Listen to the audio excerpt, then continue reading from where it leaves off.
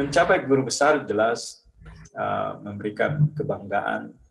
Kelihatannya bukan ke saya saja, tapi anak saya yang 7 tahun kelihatannya juga bangga dengan itu. Pengamatan yang sederhana, tapi pengamatan yang sederhana itu bisa kita perbesar itu, dan kita bisa melihat banyak hal. Mahasiswa kita itu adalah individu-individu yang memiliki potensi luar biasa. Setiap ada kesempatan untuk membantu orang lain, saya berusaha memaksimais bantuan itu.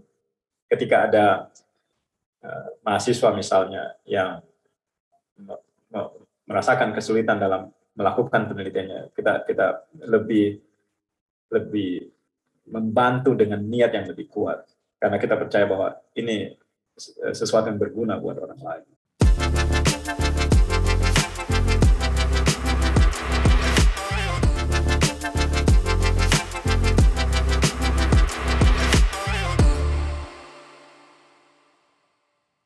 Baik, kembali lagi di podcast Cerita Binusian. Sudah lama kita nggak ngobrol ya dengan narasumber-narasumber yang hebat, dan kali ini spesial.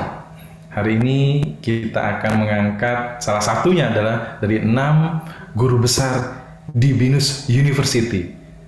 Luar biasa, kita melahirkan 6 guru besar baru, dan kita harapkan 6 guru besar ini memberikan satu inspirasi, kontribusi, dan juga memberikan nilai manfaat buat kita semua dan masyarakat tentunya Indonesia. Dan hari ini kita akan ngobrol dengan salah satunya, yaitu Profesor Fergianto E. Gunawan, Dr.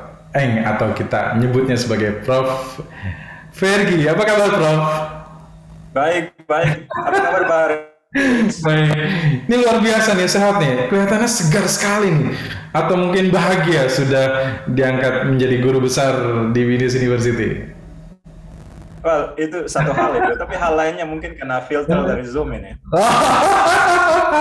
Oh gitu. Sekarang luar biasa ya. Makanya harus berhati-hati ya melihat orang gitu. Ini kelihatannya bagus pakai filter atau enggak gitu ya, Prof ya? Iya, nggak bisa dibedain ya. Aduh, ini baru-baru aja Prof ini luar biasa. Saya pikir Prof ini serius loh. Ternyata ada gimmick-gimmicknya juga nih. Apakah memang tidak seperti sekarang profesor-profesor yang ada di Indonesia?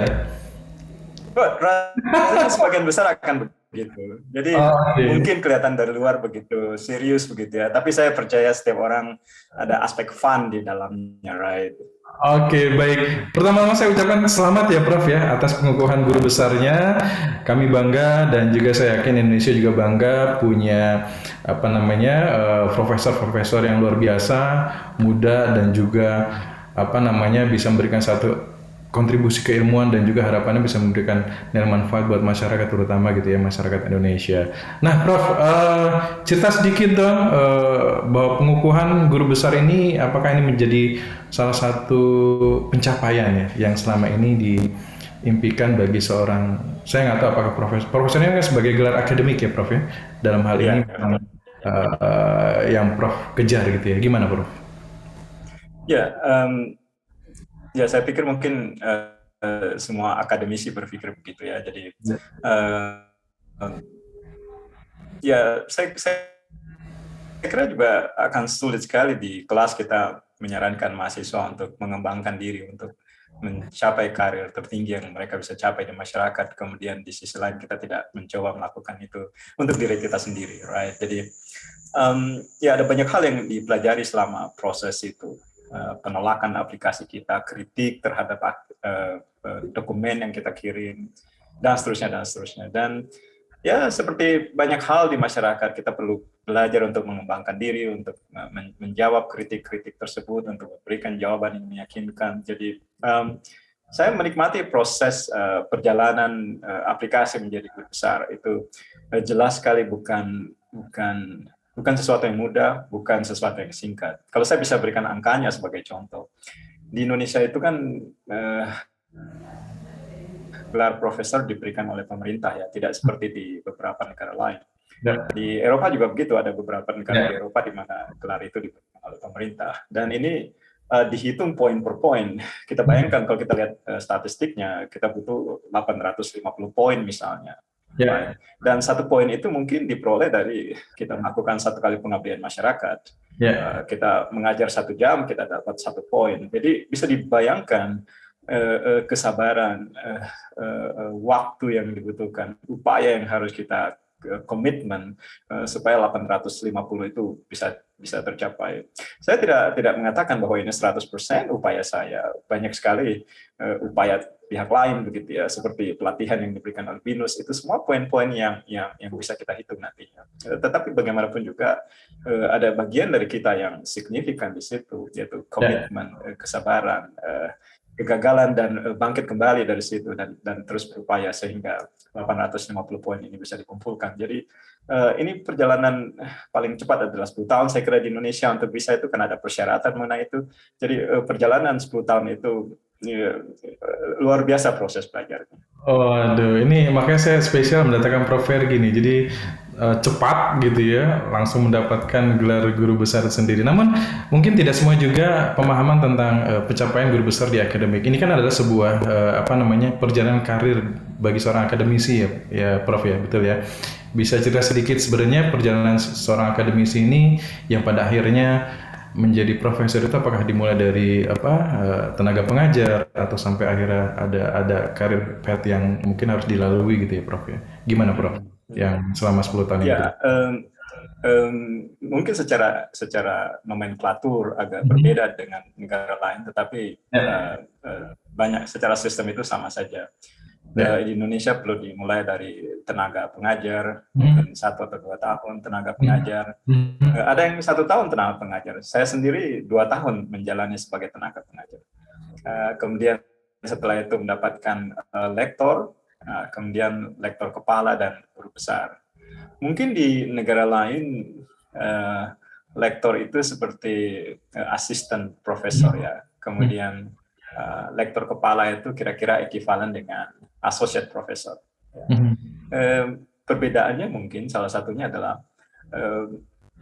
saya sudah lama bekerja di luar sebelum saya pulang ke Indonesia. Hampir 15 tahun saya bekerja di luar negeri. Dan sistem di Indonesia itu berbeda dalam hal ya siapapun juga yang pulang dari luar negeri harus mulai dari nol. Mau Anda sudah profesor di luar ya harus mulai dari nol di sini. Jadi saya juga menjalani itu. Dan awalnya terasa sangat berat ya karena mungkin setelah kita bekerja lebih dari 1 dekade di luar negeri membangun karir kita, mungkin kita sudah berada di level associate professor misalnya, ya. Dan kita sudah terbiasa berpikir dengan cara seperti itu. Tetapi ketika kita kembali ke Indonesia ya semuanya harus dimulai dari nol, dari tenaga pengajar begitu. Dan saya menjalani itu. Awalnya sulit sekali saya terima sistem itu. Tetapi setelah 1-2 bulan kemudian saya bilang, oke, let's start from nol dan mari kita coba kembangkan karir itu dari titik itu lagi. So it's berat awalnya, but ya itu sesuatu yang perlu kita jalani. Ya. Wah, ini luar biasa ya. Prof, perjalanannya memang tidak serta-merta langsung menjadi guru besar. Tadi perjalanan panjang yang juga harus dilalui step by step ya. Dalam step by step itu juga jika tidak lolos pun juga tidak akan menjadi seorang guru besar itu sendiri ya Prof ya. Baik Prof. Prof ini berasal dari Sulawesi Tengah, Toli-Toli ya Prof ya. Nggak ada yang tahu ya? Nggak ada yang nyangka Prof dari Sulawesi Tengah nih Prof nih. Apa yang melatar belakangi Prof pada akhirnya memilih menjadi seorang akademisi ini gitu ya, mungkin dari Sulawesi Tengah yang tidak terpikirkan mungkin sebelumnya gitu ya, pada akhirnya menjadi guru besar yang saya pikir semua orang pingin ke sana sih Prof. Gimana Prof? Well, keluarga saya bukan datang dari keluarga mampu, jadi karena kita tidak datang dari keluarga mampu ya pikirannya juga sederhana itu. Pikiran tertinggi yang ada di kepala saya ketika saya masih SD atau SMP adalah menyelesaikan kuliah kemudian menjadi profesional gitu ya. Mungkin bekerja di industri otomotif seperti Astra begitu, seperti perusahaan minyak seperti Persib gitu ya. Pikirannya sederhana. Ya, tetapi saya jumpai memang perjalanan hidup itu mungkin ada beberapa titik di mana persimpangan dijumpai gitu ya. Jadi ketika saya masuk kuliah ke ITB itu ada titik di mana saya ketemu dengan satu profesor namanya Profesor Iksan. Beliau menawarkan S2. Saya ketika itu sudah di tingkat terakhir itu. Saya menyadari bahwa saya secara finansial kayaknya orang tua saya tidak akan sanggup lagi membiayai saya sampai menyelesaikan S2. Karena menyelesaikan S1 pun saya sangat tergantung beasiswa. Saya ingat saya dapat beasiswa dari Sanwa Bank ketika di ITB. Jadi untuk menyelesaikan S1 rasanya sudah banyak kendala itu. Nah, ketika Profesor Iksan menawarkan kesempatan itu di Indonesia adalah hal yang tidak common rupanya. Bahwa pendidikan S2 dan S3 itu dibiayai oleh satu institusi atau program penelitian. Itu ketika itu sangat tidak jamak. Tapi di luar negeri itu jamak. Nah, Profesor Iksan menyampaikan itu. Bagaimana kalau Anda bekerja sebagai asisten di lab, kami bayarkan Anda S2 dan biaya hidup lah. Tidak besar angkanya, tapi cukup dan cukup tuition fee. Dan saya kaget karena itu pertama kali saya mendengar skema itu. Lalu saya telepon orang tua saya ketika itu bahwa ada dosen yang menawarkan hal seperti itu. Dan saya sudah mengantisipasi respon dari orang tua saya. Mereka bilang nggak masuk akal itu. Mana ada hal seperti itu? Mana ada orang mau membayarkan Anda sekolah? Itu sesuatu yang tidak jamak lah. Saya sampaikan hal itu ke Profesor Iksan. Pak Iksan, orang tua saya tidak percaya hal-hal seperti ini ada. Pak Iksan menyampaikan ke saya, bagaimana kalau saya bicara dengan orang tua Anda? Okay. Oh gitu, harus meyakinkan orang tua pada saat itu ya? Ya, akhirnya saya menjalani program S2. Oke. Jadi anak dari Toli, Sulawesi Tengah yang pada akhirnya menjadi seorang guru besar yang luar biasa nih. Ini menarik loh Prof. Jadi memang tidak ada garis di pendidikan, tapi pada akhirnya menjadi salah satu guru besar gitu ya.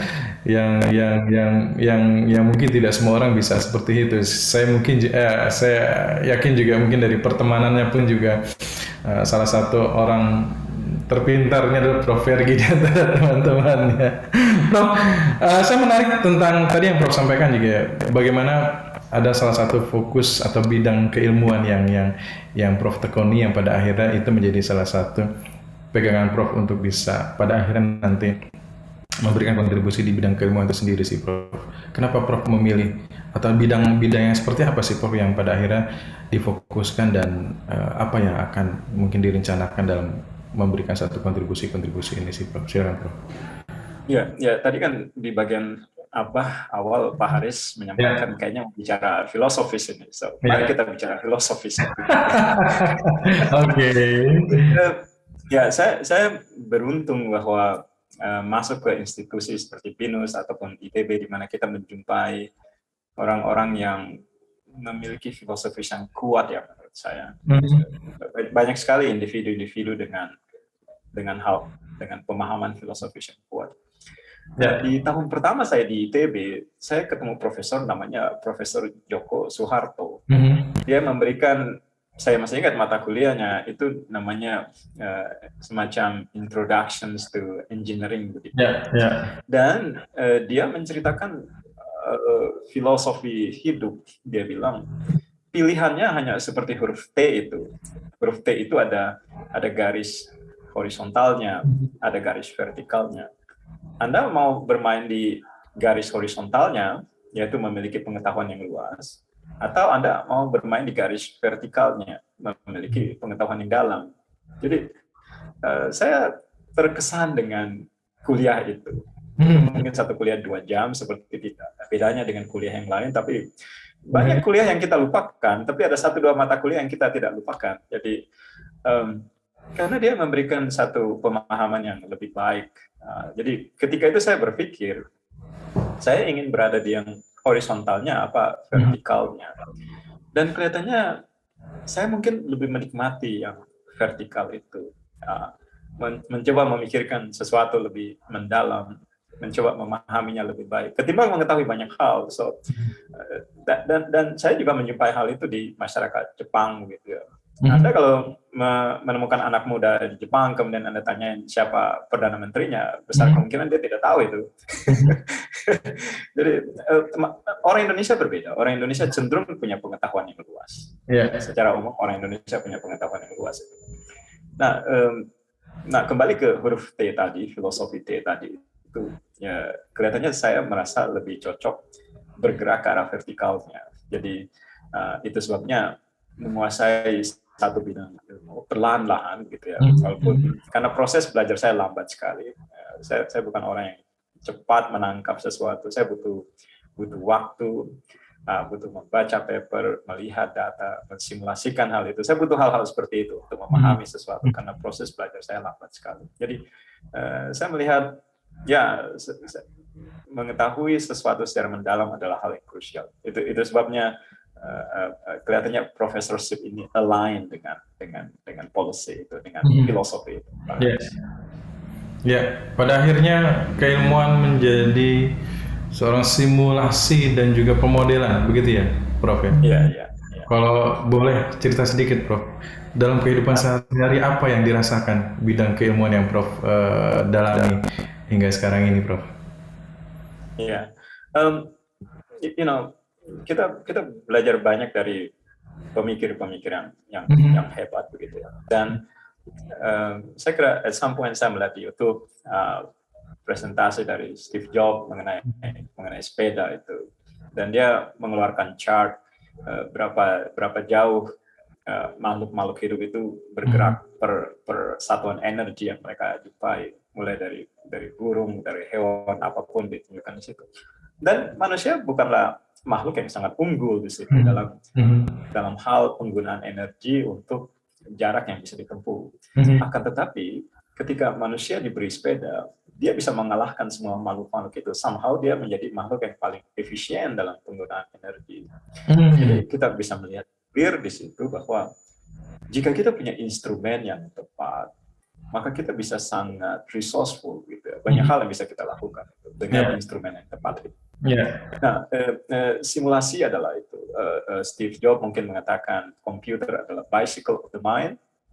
Saya akan mengatakan simulasi is the bicycle of the mind. Jadi itu adalah hal yang membuat kita menguji konsepsi kita benar apa enggak. Misalnya begini, misalnya kita menganggap atau berpikir jika seluruh anggota masyarakat itu memiliki kesempatan yang sama, maka distribusi kekayaan akan sama juga.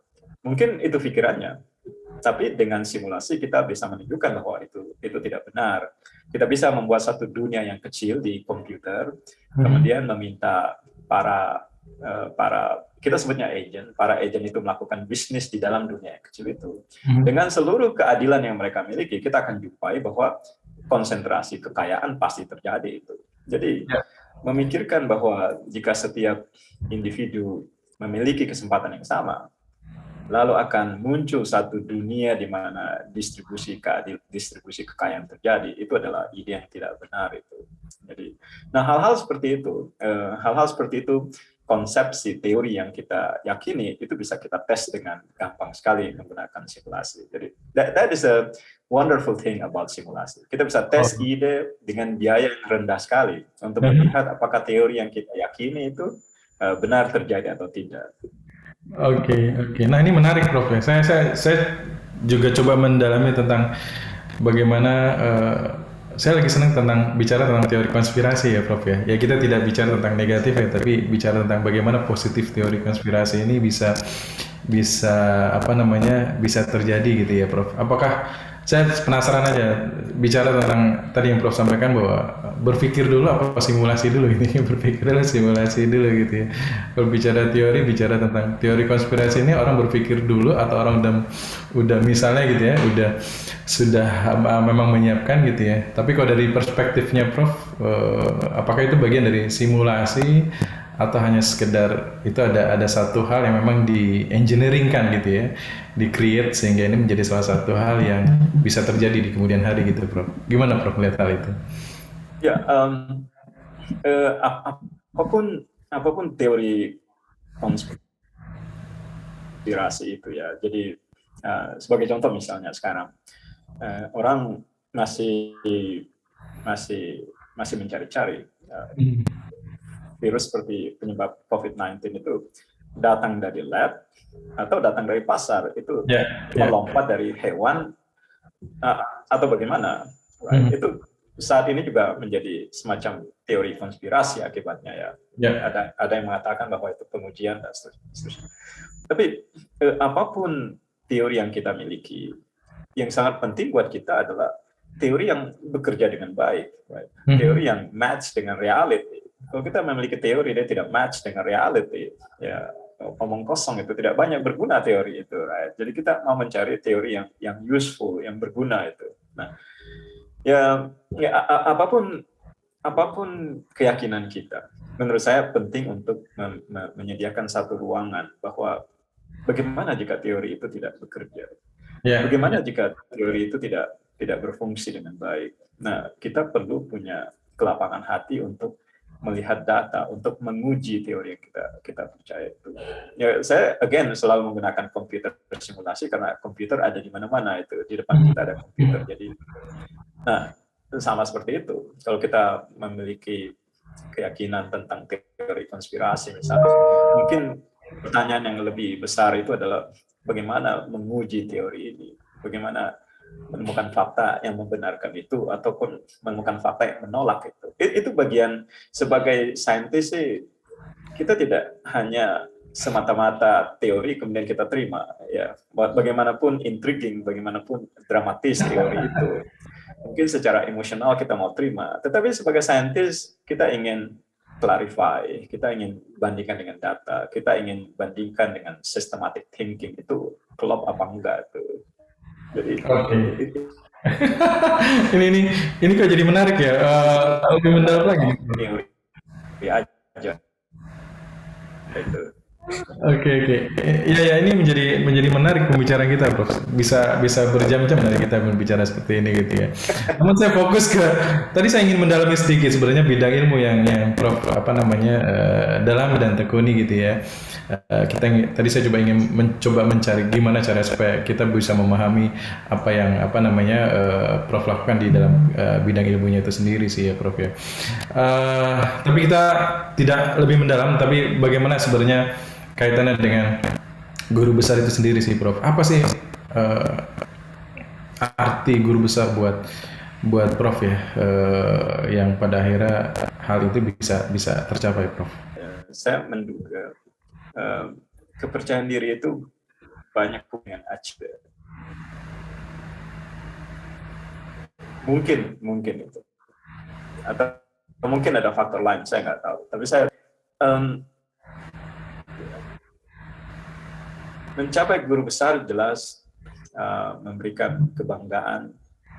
Kelihatannya bukan ke saya saja, tapi anak saya yang 7 tahun kelihatannya juga bangga dengan itu. Saya nggak tahu dari mana dia menyadari hal ini.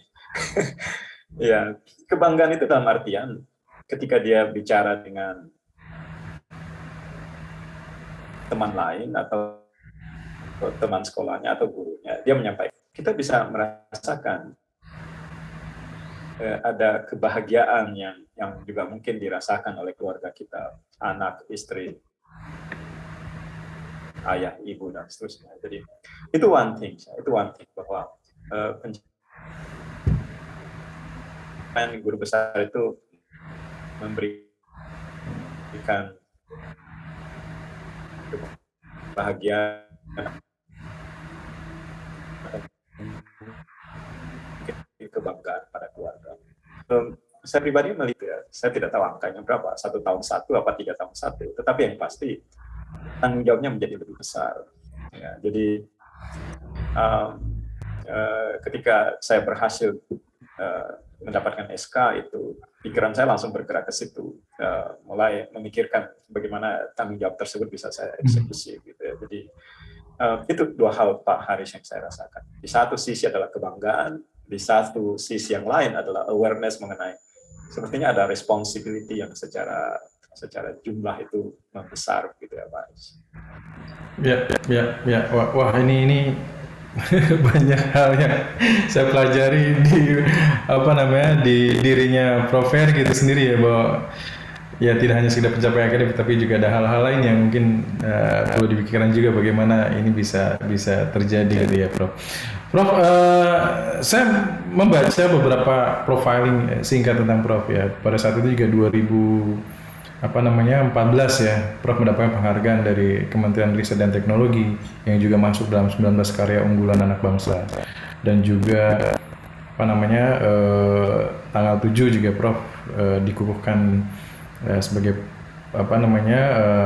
guru besar gitu ya di lingkungan BINUS University sendiri. Dan yang paling menarik juga dalam pengukuhan itu sendiri bahwa Prof mengambil satu topik tentang peran simulasi dalam implementasi industri 4.0 gitu ya Prof ya. Bisa cerita sedikit sih Prof, apa sih yang ingin disampaikan gitu ya, terutama ya kaitannya dengan kontribusi dalam dunia industri 4.0 itu sendiri gitu ya, terutama untuk di Indonesia sih Prof. Silakan Prof. Ya, mengenai mengenai dipilih oleh Ristek tersebut itu telah beberapa tahun yang lalu itu. Saya kira ketika itu aplikasi semacam Waze itu belum sangat populer di masyarakat. Ya. Masyarakat memiliki interest yang besar untuk mengetahui keadaan traffic, dan Waze itu mengaplikasikan satu teknik namanya floating car data, bahwa setiap orang yang menggunakan jalan atau lalu lintas pada akhirnya bisa menjadi sumber data mengenai keadaan lalu lintas tersebut. Jadi itu argumen yang sederhana yang dibangun di situ. Nah, mempertimbangkan HP telah banyak digunakan oleh orang, bisa kita katakan bahwa setiap HP itu bisa menjadi sumber data mengenai keadaan lalu lintas di situ. Jika ada seseorang yang menggunakan, katakanlah memiliki HP, kemudian berada di dalam lalu lintas yang tidak mulus atau tidak berjalan dengan baik, tentunya posisi HP-nya juga tidak akan berubah dengan drastis. Jadi itu adalah argumen yang sederhana sekali, kita sebut sebagai floating car data teknik itu. Nah, saat itu ada keinginan mengembangkan sistem pemonitoran lalu lintas menggunakan teknik itu. Jadi persis seperti Waze. Ya. Jadi setiap orang yang menggunakan HP akan menjadi sumber data mengenai keadaan lalu lintas. Kalau itu kita petakan atau kita presentasikan di map digital seperti Google Map, maka informasi itu akan berguna.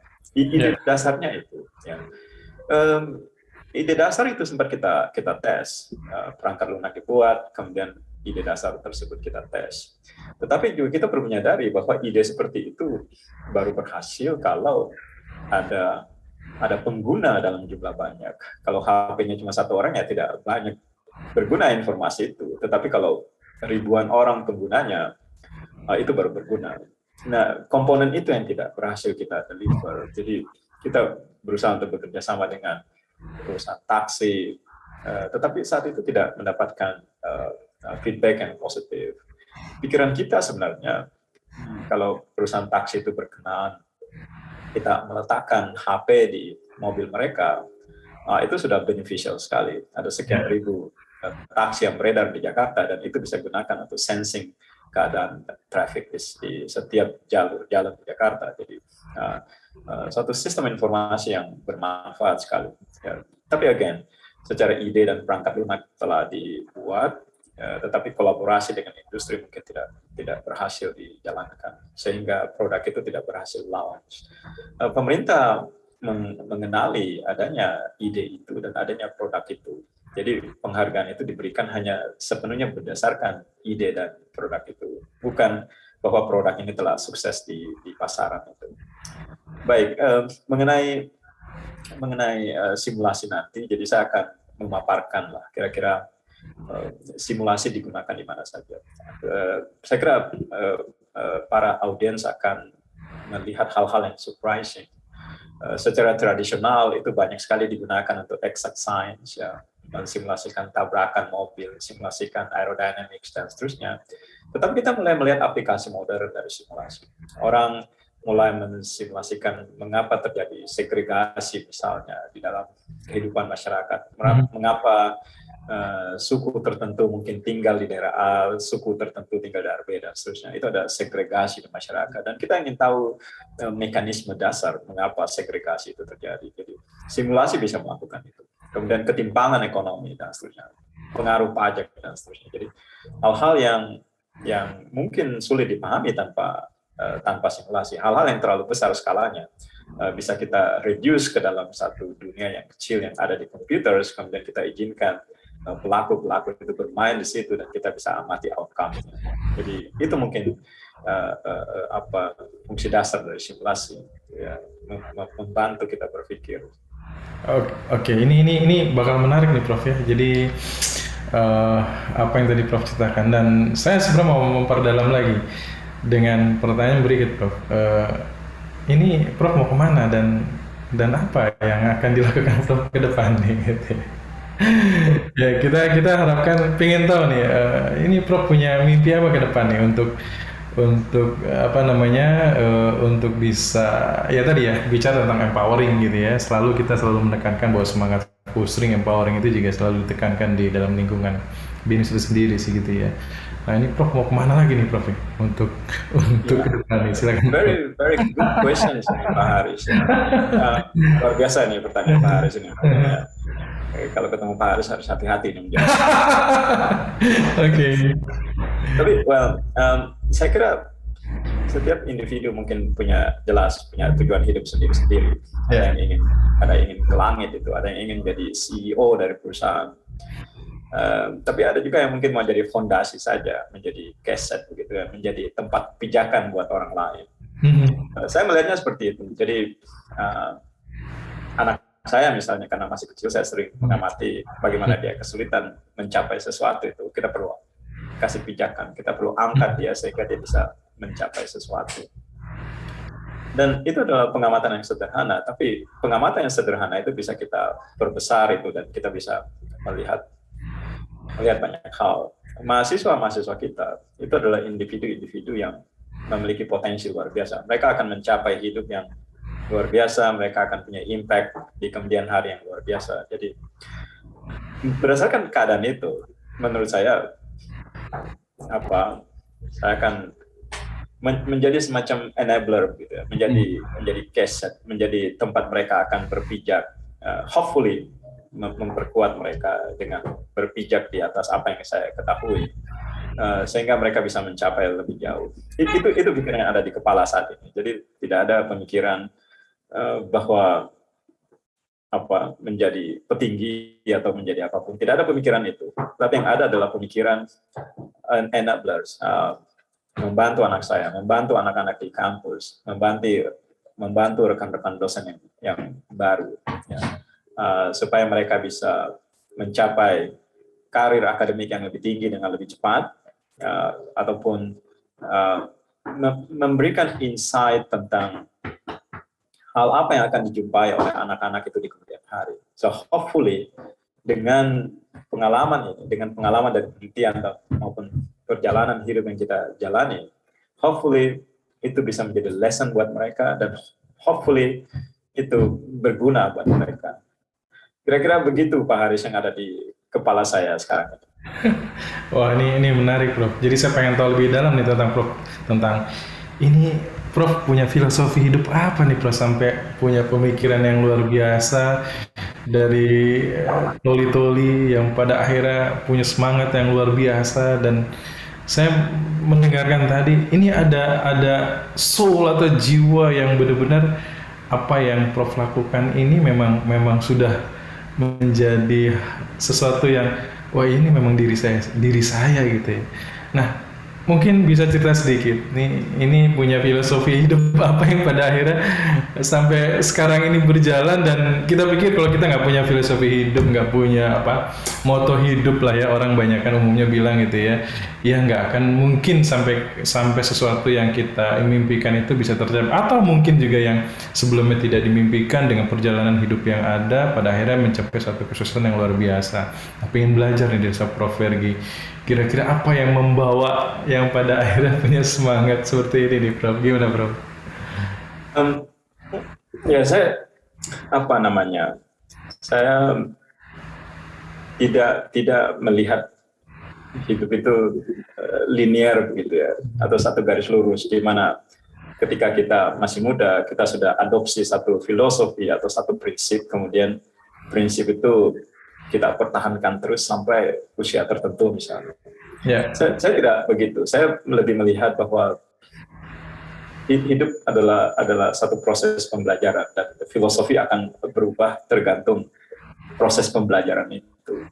Ketika saya muda, saya melihat bahwa saya sangat self-centered, saya memikirkan diri saya sendiri. Itu ketika saya muda itu. Dan saya percaya bekerja keras penting itu, which is the good things about philosophy at that time, bahwa bekerja keras penting sekali. Tapi self-center mungkin bukan prinsip yang teramat sangat baik ya.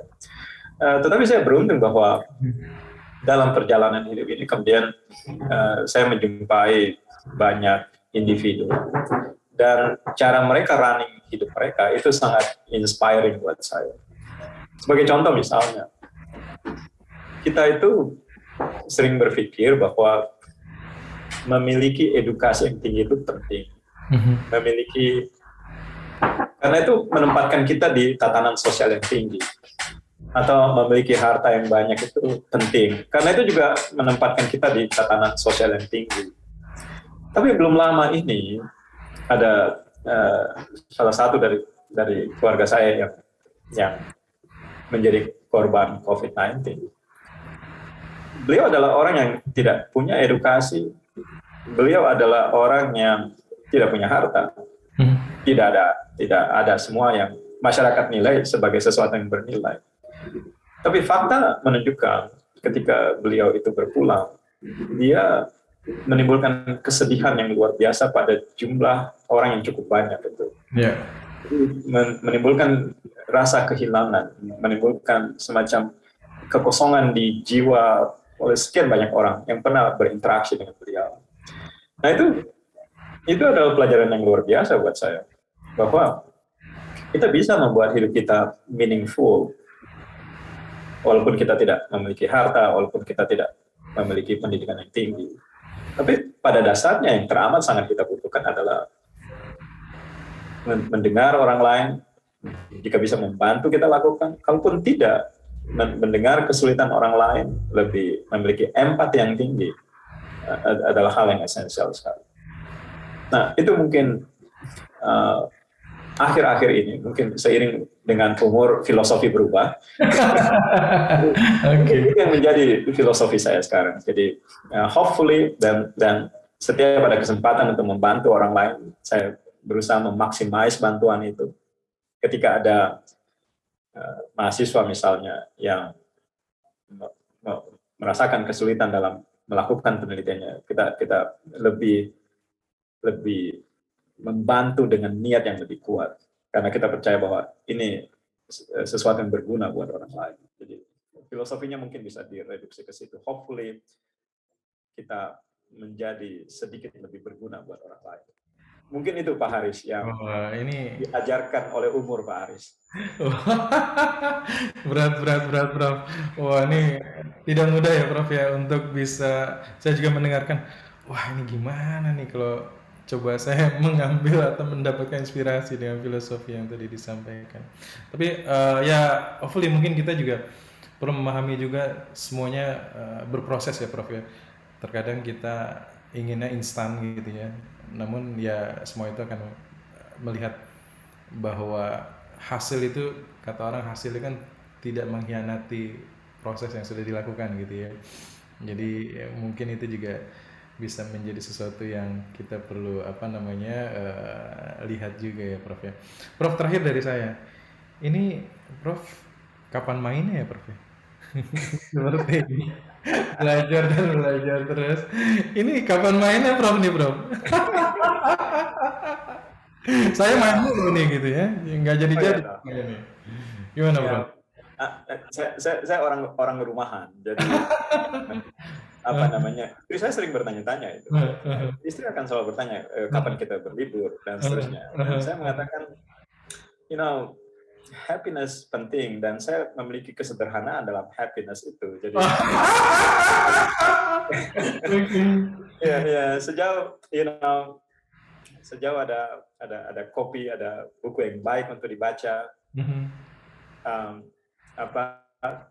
keluarga yang tidak ada keributan, bisa membacakan buku anak saya setiap kali dia mau tidur.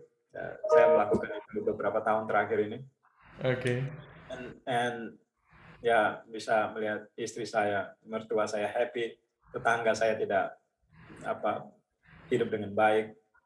I enjoy those moments. Jadi saya menikmati momen-momen kecil istilahnya. Mungkin Saya yakin buat pemikir-pemikir besar itu adalah hal-hal yang kecil, but I appreciate those small things. Hal-hal yang kecil saya hargai sekali.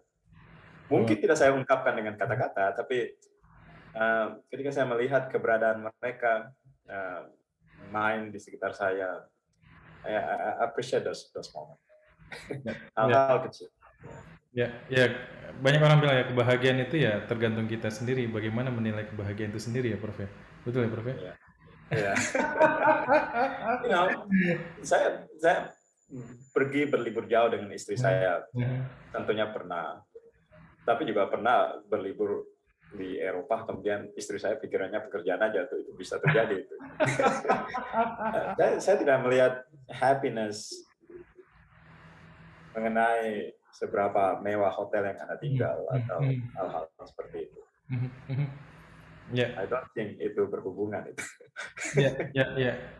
Saya melihat juga dari Prof ini sendiri bahwa bagaimana balance ya melihat hal itu semua ya. Jadi tidak serta-merta diukur melihat dari orang lain mengukur kebahagiaan seperti apa gitu ya, dan kita harus mengikuti seperti itu. Dan pada akhirnya ya memang kebahagiaan itu kembali ke diri kita sendiri ya, Prof ya, gitu ya, kurang lebih seperti itu ya. Prof, ini saya sebenarnya masih banyak loh pengen ngobrol, Prof. Next time kita cari waktu lah ya. Saya belajar nih tentang ya filosofi hidup dan juga bagaimana melihat hal ini semua gitu ya. Apalagi situasi pandemi yang saat ini juga masih terus mengikuti kita gitu ya. Bagaimana penyikapan kita, bagaimana kita bisa mensimulasi diri kita gitu ya, Prof ya.